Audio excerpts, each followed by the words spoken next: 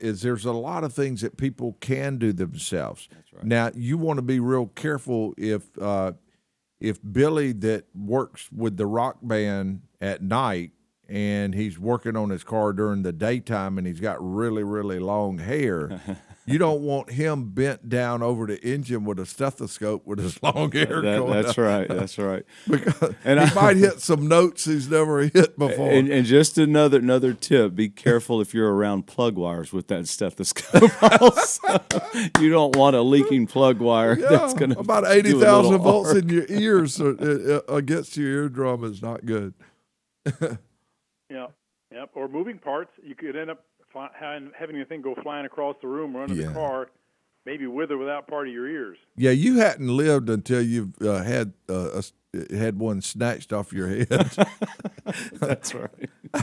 out of your ears. It's just a new experience for you. But yeah, that is a great point, James. That people there are things that people can do themselves, and it be kind of enjoyable. And that's what we want to do here. We not only want to tell people what the things that they can do as far as paying to have their cars repaired and create a better relationship between the technicians and the consumer, because many times it's not that the technician did a bad job. Many times it might mean that there was poor communication between the two.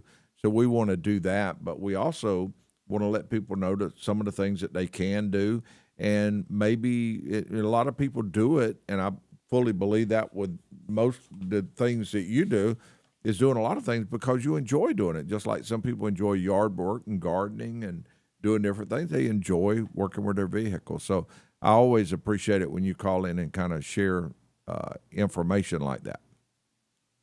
Well, you never leave this show without learning something. And if that happened to you, it's just meant you didn't pay attention. So both of you came in today and did the show. It's always good to be able to sit here and listen to it. So thanks, both of you. Well, it's always a pleasure to have you here with us also. Thank you. Thanks, James.